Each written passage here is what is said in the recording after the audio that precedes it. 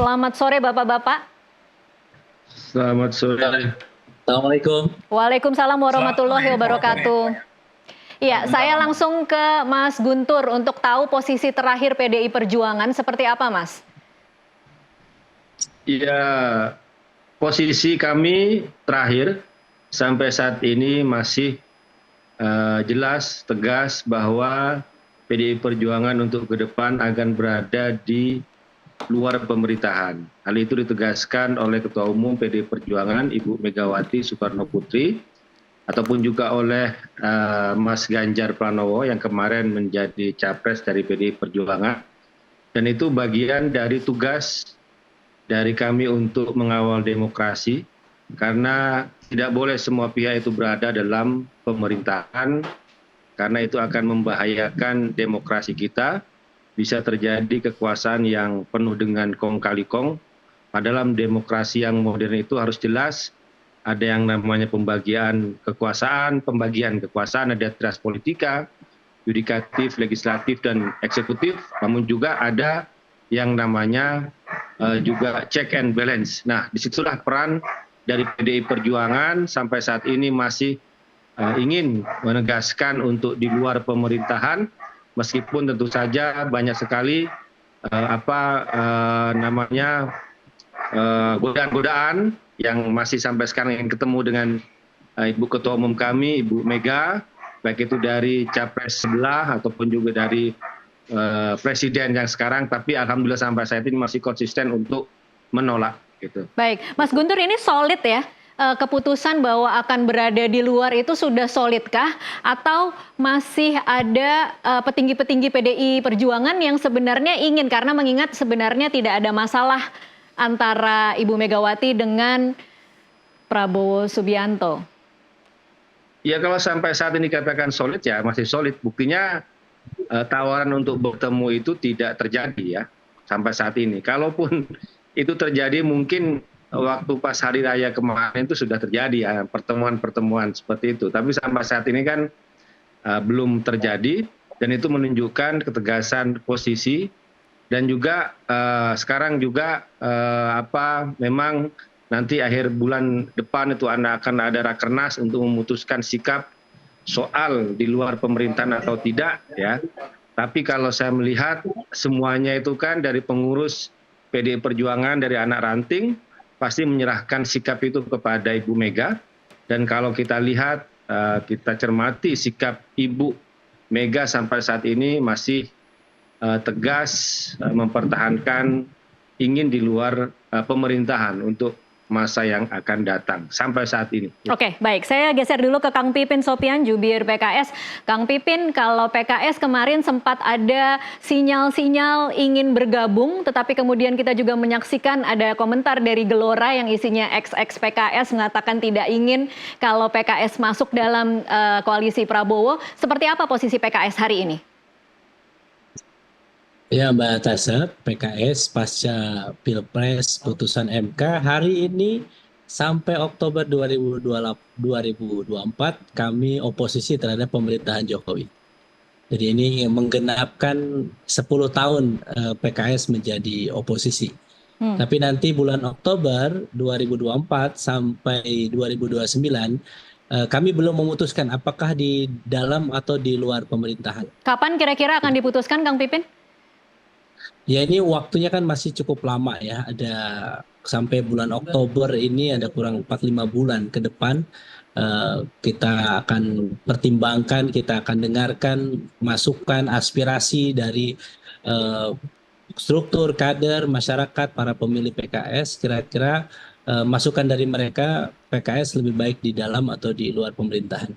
Dan pengambil keputusan adalah 99 anggota Majelis Syuro PKS dari seluruh Indonesia akan mempertimbangkan bagaimana maslahat dan madaratnya untuk kepentingan bangsa dan negara kita ke depan. Apakah PKS berada di dalam, masuk ke dalam pemerintahan sebagaimana terjadi pada 2004 dan 2009 di era pemerintahan Pak SBY, atau PKS berada di luar pemerintahan sebagaimana 2014 dan 2019 di era kepemimpinan Presiden Jokowi.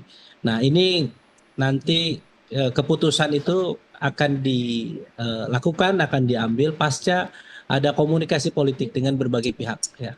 Oke, Dan Kang Pipin, saya ingin tanggapannya tentang komentar dari Partai Gelora. Apa posisi PKS ketika merespon bahwa Gelora ingin PKS tidak bergabung dengan Prabowo? ya kami menghormati semua pendapat ya, setiap partai bisa berpendapat ya. Tapi tentu yang memutuskan koalisi adalah PKS sendiri.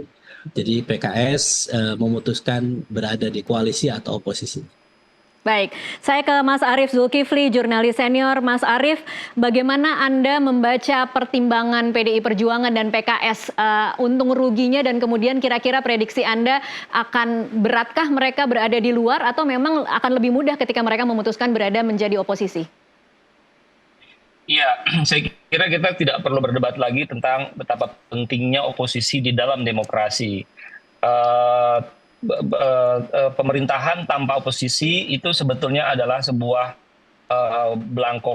cek kosong yang membuat pemerintah bisa melakukan apapun tanpa ada kontrol yang signifikan. Sehingga tidak adanya oposisi itu adalah malapetaka di dalam demokrasi.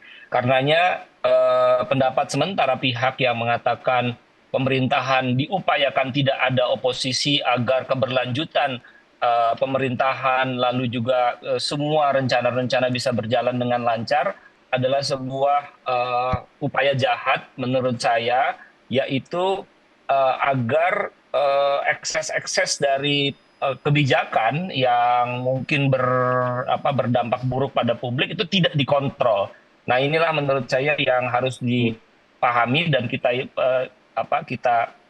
yakini bersama gitu. Itu adalah prinsip penting dalam demokrasi. Nah, pertanyaannya kemudian adalah hampir seluruh partai kecuali PDIP dan PKS sudah menyatakan akan bersama pemerintahan yang baru di bawah pimpinan Presiden elected Pak Prabowo Subianto. Tentu di dalamnya ada varian-varian. Ada pemegang saham seri A begitu yang memang dari awal sudah ikut, tapi ada juga yang baru akan datang belakangan, pemegang saham seri B. Di dalam pemegang saham seri A itu juga ada yang sahamnya saham kosong, yang terutama adalah orang-orang atau partai-partai yang bergabung dengan pemerintahan dalam proses pemilu, kampanye dan sebagainya, tapi tidak dapat kursi. Nah, inilah yang menurut saya muncul dalam perdebatan tentang Partai Gelora dan PKS begitu. Jadi kalau Gelora menyatakan bahwa kami tidak setuju adanya PKS, dia tentu dihargai sebagai pemegang saham seri A, tapi dia nggak punya kursi. Iya. Persoalannya kan itu. PKS punya kursi. Nah, tentu Presiden terpilih dan seluruh jajarannya akan mempertimbangkan hal itu. Nah, apakah PKS akan bergabung atau tidak?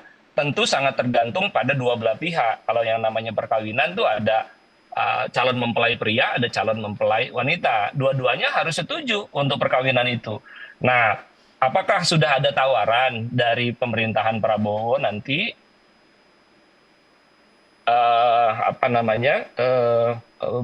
bahwa mereka akan mengajak PKS, gitu kan? Lalu kemudian yang lain adalah apakah PKS-nya bersedia. Nah, kalau tadi rujukannya adalah 10 tahun menjadi oposisi dalam pemerintahannya Jokowi 2014 sampai 2019, saya bisa pastikan bahwa itu PKS tidak diajak gitu. Jadi memang Jokowi waktu itu ingin menghimpun kekuatan yang besar minus PKS agar ada kontender di luar partai gitu, dan PKS angkanya tidak terlalu signifikan dibandingkan seluruh partai yang bergabung di bawah Jokowi gitu. Lalu kemudian selain PKS tentu ada Demokrat di situ yang juga angkanya tidak terlalu signifikan.